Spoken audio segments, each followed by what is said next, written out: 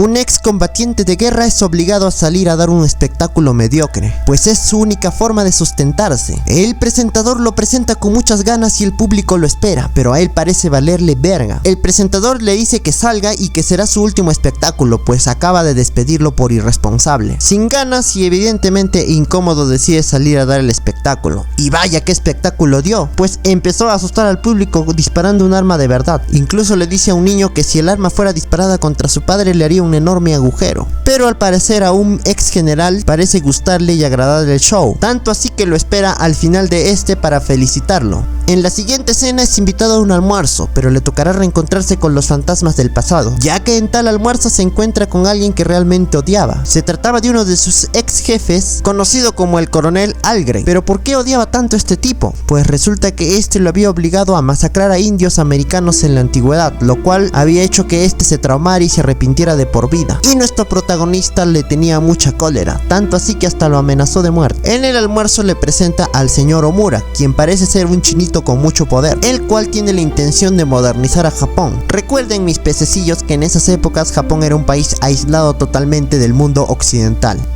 Continuemos. Le dice que quiere modernizar Japón y que quiere construir vías y muchas cosas, pero una de las cosas que detesta es que los samuráis se estén metiendo en sus negocios, pues estos siempre se están rebelando contra la modernidad. Le ofrece un sueldo súper jugoso, pero para esto deberá entrenar a las fuerzas de Japón y enseñarles todas las habilidades que aprendió en Occidente. Obviamente acepta porque no le quedaba de otra. En su primer día de trabajo, nuestro protagonista realmente se ve muy molesto y empieza a darse cuenta que los japonesitos no sabían ni disparar un arma. Le empieza a dar curiosidad quiénes son los samuráis y para su sorpresa, uno de los coroneles que estaban en ese regimiento era samurái o un ex samurái, y realmente su sola presencia imponía mucho respeto y jerarquía. El gordito Omura viene muy molesto y le dice que uno de sus ferrocarriles fue atacado y que quiere que automáticamente vayan y eliminen a los samuráis, como si fuera fácil. Sí, como si esas cosas pasaran. Nuestro protagonista se niega a ir a pelear contra los samuráis y le dice que sus soldados no están preparados para pelear. El coronel Bagley le dice que cómo puede tenerle miedo a hombres que solo usan espadas si ellos tienen armas. Entonces decide hacer un experimento. Le dice a uno de los soldados japonesitos que le disparen, pero este obviamente está muy tímido y no puede dispararle bien. Vamos, que no sabían disparar, eran simples campesinos que recién iban a empezar a usar armas. Sin embargo, a los generales parece valerles verga y le dicen que tiene que ir a pelear. ¡Tu puta madre! En la siguiente escena nos encontramos en una especie de bosque. Están esperando que los samuráis vengan. Los soldados al parecer están muy nerviosos. Desde el fondo se oyen gritos de hombres y chillidos de caballos. Los samuráis acaban de llegar a la pelea. Con sus imponentes caballos empiezan a asustar a los soldados. Nuestro protagonista les dice que no disparen hasta que él dé la orden, pero a todos parece importarles poco. Nadie le hizo caso y empezaron a disparar. Solamente eliminaron a unos pocos samuráis. Los samuráis llegan y empiezan a hacerlos mierda a todos. No se salva ni el viejito general que estuvo al inicio, pero para sorpresa de todos, un valiente hombre se queda hasta el final. Se trata del valiente protagonista que con una especie de lanza empieza a defenderse. Para sorpresa de los samuráis, este guerrero parece ser diferente, pues incluso el líder de los samuráis lo empieza a respetar, ya que en una de sus visiones había soñado con un tigre blanco, y da la casualidad que cuando este empezó a flamear el mástil de la bandera, este le hizo recordar su sueño. Ya extenuado de pelear tanto, cae al suelo y cuando está a punto de ser asesinado, en una jugada impredecible, atraviesa a su enemigo. Cualquiera diría que es su fin, pero no. Al líder de los samuráis parece impresionarle su valentía. Y cuando están a punto de darle vuelta, él les pide que se detengan. Contra todo pronóstico le perdonan la vida y deciden llevarlo a su aldea samurái. Durante el camino se da cuenta que los samuráis tienen una extraña tradición llamada el harakiri, donde le cortan la cabeza a quien consideran deshonroso, y observa al ex capitán que también era ex samurái haciéndose el famoso harakiri. Y contra todo pronóstico adivinen a dónde llevaron a este prisionero. En vez de meterlo en una cárcel, pues deciden llevarlo a la casa de su cuñada del jefe. Al jefe le llamaremos Katsumoto. Y por si esto fuera poco, la mujer que lo atiende es nada más y nada menos que la esposa del tipo que asesinó con la lanza. Pero ¿a quién se le ocurre hacer esto? Nuestro protagonista no podrá escapar porque ya llega el invierno y al parecer en las montañas de Japón cuando llega el invierno es casi imposible trasladarse, así que no le quedará de otra que adaptarse a la cultura de los japoneses antiguos. Conforme va pasando el tiempo, se va adaptando a la vida de los samuráis. Obviamente estaba vigilado por este viejito samurái. Obviamente la mujer del tipo que había asesinado, o sea la cuñada de Katsumoto, se empieza a quejar. ¿Por qué tengo que ver a este tipo que asesinó a mi esposo? Dios mío. Pero Katsumoto, en vez de darle la razón, le dice que tiene que seguir con su misión. What the fuck, ¿a quién se le ocurre? Un día mientras caminaba, observa a los hijos de la mujer jugando con unas katanas de palo y uno de los niños decide desafiarlo a una pelea de katanas. Obviamente para el capitán protagonista es muy sencillo. Y es aquí donde empieza la verdadera jugosísima pelea, pues llega un verdadero samurái y le dice que él lo desafíe y que deje de estar peleando con los niños. A este punto todos pensaríamos que nuestro protagonista es el más fuerte, pero resulta que es muy malo a comparación de los samuráis en espadas. Este lo hace añicos, no una sino dos hasta tres veces, pero el capitán siempre se levanta, hasta que después de varios palazos, este decide rendirse, porque vamos, que ya lo habían demolido, Dios mío.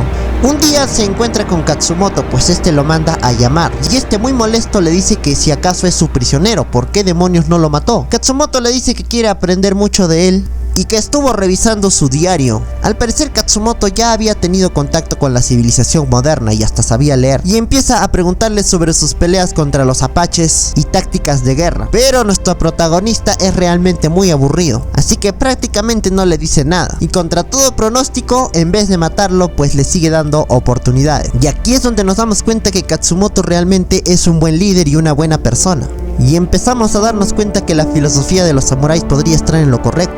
Mientras más tiempo pasa en la aldea de los samuráis, se va dando cuenta que su estilo de vida es realmente implacable. Todos los días son disciplinados y realmente encuentra por primera vez paz. Deja de beber porque sí, al parecer a nuestro protagonista le gustaba beber mucho. Y deja de tener sueños horribles de las guerras que había pasado. Realmente se siente muy cómodo entre los samuráis. Incluso dice que la paz es increíble y que nunca había visto gente tan disciplinada y ordenada. Durante su estancia se hace muy amigo de los hijos de la esposa del samurái que había matado, pero por obvias razones nunca tuvo un acercamiento con ella porque ¿quién demonios se habla con el asesino de su esposo? También empieza a hacerse muy amigo de el hijo del emperador Katsumoto, quien al parecer es un chinito muy agradable y hasta se emociona cuando este empieza a hablar algunas palabras en su idioma. Es súper buena onda, me cayó muy bien sinceramente. Conforme va pasando el tiempo la gente parece aceptarlo, incluso el emperador Katsumoto decide quitarle la guardia personal y prácticamente decide dejarlo libre y le dice que este podrá regresar de donde vino cuando el invierno se pase. Súper buena onda, de verdad. Él continúa practicando el arte de las katanas, pero nunca puede ganarle a este tipo, quien al parecer es un verdadero berraco de las espadas. El único que le tenía fe era un gordito que estaba apostando a su favor, pero siempre perdía dinero, porque este no le podía ganar. Hasta que en una jugada impredecible, y con el consejo del hijo de Katsumoto, el cual le dijo que no tenía que usar mucho la mente, sino sus instintos para la espada, inicia el combate. Contra todo pronóstico, este no solamente logra poner en aprietos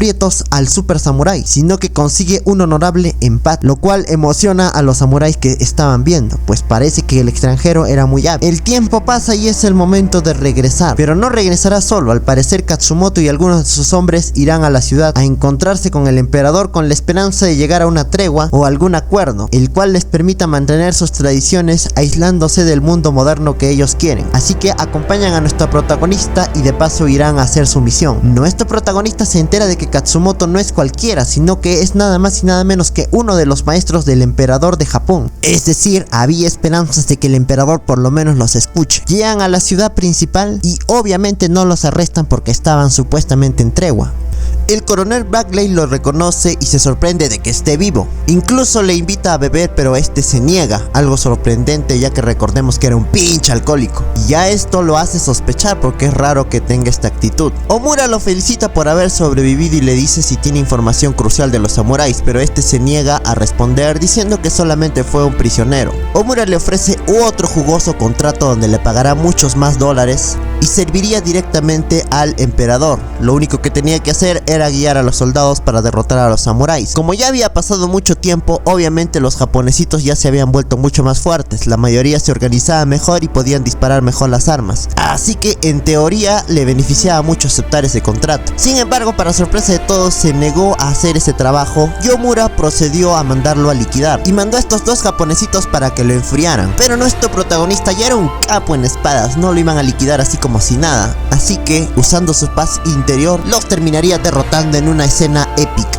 Pero los problemas estaban empezando recién, pues resulta que Katsumoto había sido ignorado y a pesar de haber hablado con el emperador, este ni caso le hizo. Y por si fuera poco, Omura, el chinito malo de la historia, lo mandó a liquidar. Y pues como Katsumoto era un hombre honorable, no se les ocurrió mejor idea que encerrarlo en un cuarto para que se hiciera el harakiri. Cuando Katsumoto está por autoeliminarse, llega nuestro protagonista con un grupo de samuráis, entre ellos su hijo y el super samurái que ya lo habíamos visto antes. Le dicen que debe luchar por sus ideales y que no debería ceder tan fácilmente, y lo motivan para rebelarse contra el emperador. Entonces Katsumoto decide escapar, pero ni crean que iba a ser tan fácil, ya que los guardias se enteran y empiezan a perseguirlos. Pero esto no es ningún problema para los samuráis, quienes se defienden valientemente. Lamentablemente durante su huida hieren al hijo de Katsumoto. Lamentablemente este está muy herido, así que no le queda de otra que despedirse de su padre en una escena realmente triste, y procede con valentía a enfrentarse a los últimos guardias que quedaban. Así que en esta escena épica se ve su valiente sacrificio y el sufrimiento de un padre. Afortunadamente los samuráis junto a nuestro protagonista logran escapar, y una vez llegan a su pueblo natal saben que el emperador les declarará la guerra, así que deben prepararse con todo lo que tengan. Reúnen a los pocos samuráis que ya tenían, juntando un ejército de 500 soldados. A lo mucho llegaron a 700. El día de la guerra había llegado.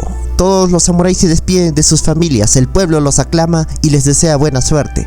Muchos ya no regresarán. Nuestro protagonista se despide de la mujer que lo había cuidado y eliminado todos sus prejuicios, a pesar de que él había matado a su esposo. También se despide del niño, el cual le había agarrado mucho afecto, y este le dice que no debería haber guerras y él no debería pelear, y se pone muy triste. Y en una escena muy interesante, la mujer decide vestirlo y ponerle la armadura de su ex esposo, el cual representa el orgullo samurái. Posteriormente Katsumoto procede a regalarle una espada que fue forjada para él, y así, amigos, da inicio una de las guerras más interesantes del cine. El día había llegado, el momento de las batallas. Pocos soldados contra muchos. Recuerden que los samuráis solamente tenían espadas y escudos, se negaban a usar armas porque lo consideraban deshonor. Mientras tanto, el ejército imperial llegaba con todos sus rifles. La victoria parecía estar cantada, pero aún quedaba un chispazo de fe, pues planeaban organizar una estrategia para liquidar al máximo de hombres posibles del emperador. Sin embargo, los hombres del emperador ya habían adquirido armas de fuego de los occidentales y empezaron a disparar, pero los valientes samuráis obedecieron al extranjero, o sea, a nuestro protagonista, y ninguno se movió. Después de que descargaron el fuego, llegó el momento del ataque samurái cuerpo a cuerpo, en lo cual empezaron a destrozar valientemente a las tropas del emperador. Omura se encontraba nervioso porque al parecer los samuráis iban en serio y no se iban a rendir. Katsumoto, nuestro protagonista, y el super samurái empezaron a arrasar con todo, pero no todo era felicidad. Un soldado del ejército imperial decide dispararle al protagonista, y para protegerlo, su cuidante, o sea, el viejito samurái que lo cuidó durante mucho tiempo, decide sacrificarse honorablemente, salvando la vida del protagonista. La guerra continúa, y aunque estén ganando, se dan cuenta que no van a poder hacer mucho, pues ese solo fue el primer regimiento. Automáticamente envían el segundo regimiento, y cuando todo parecía estar perdido, los samuráis aún tenían una caballería potente desde el flanco derecho, en la cual aparece nuestro super samurái, quien empieza a arrasar encolerizado con todos sus enemigos. Es evidente que tienen la ventaja, pero también tenían que tocar la realidad, pues el ejército imperial era muy superior a ellos en número. Prácticamente la batalla estaba cantada, ellos iban a perder. La batalla fue transcurriendo y Katsumoto, como nuestro protagonista, se da cuenta que no ganarán, que ya no podrán con los demás regimientos, y en una escena memorable para la historia del cine, y como todos unos machos pechos peludos con honor,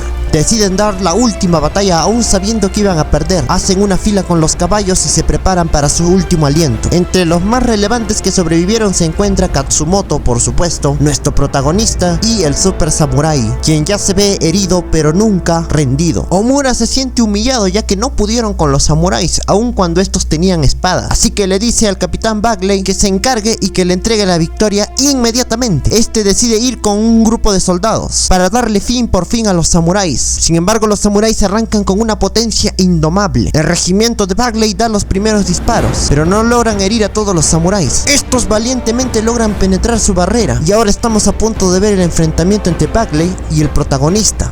Bagley dispara contra Katsumoto, pero nuestro protagonista le lanza una lanza y no se sabe si lo eliminó, pero de que le dolió, le dolió. Como si fueran una hoja de papel, el regimiento de Bagley es destruido. Omura se da cuenta que los samuráis siguen vivos y no se van a rendir, así que toma la decisión de usar sus nuevas armas de fuego, y en una medida desesperada empiezan a usar tales armas, y esta es la inminente derrota. El final de una era había llegado, los últimos samuráis que quedaron vivos fueron liquidados. Un Katsumoto casi moribundo se hallaba en el suelo, y por supuesto el protagonista también estaba malherido. Luego de tantos disparos, un soldado se compadece y empieza a admirar la valentía de estos, y ordena al regimiento parar el fuego. Katsumoto, como líder samurái, había hecho una promesa, que la espada sería la cual lo liquidaría y no un arma de fuego. Le pide a nuestro protagonista que termine con él como un samurái debe morir, con honor. El protagonista accede, y despidiéndose con una última conversación, Katsumoto empieza a contemplar la vida y se da cuenta que esta siempre ha sido perfecta. Esto mientras va viendo un árbol de cerezos, los cuales había creído él que no eran perfectos al 100%, pero al final de su vida se dio cuenta de que la naturaleza era perfecta en muchos aspectos. Solamente hay que apreciar la naturaleza y las cosas bellas de la vida. Esta última escena parece haber conmovido a todos los que estaban presentes. Los soldados del regimiento empiezan a rendirles tributo, pues reconocen que estos hombres son extremadamente valientes y honorables. Contra todo pronóstico, el protagonista sigue vivo y emerge entre todos los que lo están viendo heroicamente. Pero aquí no acabó la cosa. Al final este se reúne con el emperador, y mientras este estaba a punto de cerrar un contrato con el embajador de los Estados Unidos, justo en ese momento llega el protagonista a interrumpir la reunión, y cojeando por las evidentes heridas de la guerra le entrega la espada de Katsumoto diciéndole que preserve su legado. El emperador se conmueve ya que alguna vez este fue su maestro, y además todos sabían que Katsumoto era un hombre honorable. Decide romper el contrato con el embajador de Estados Unidos y este se enoja y los maldice diciéndoles que habrá consecuencias. Y el emperador pronuncia unas sabias palabras diciendo que aunque Japón se modernice no debe olvidar sus raíces y debe respetar sus creencias antiguas, dando así fin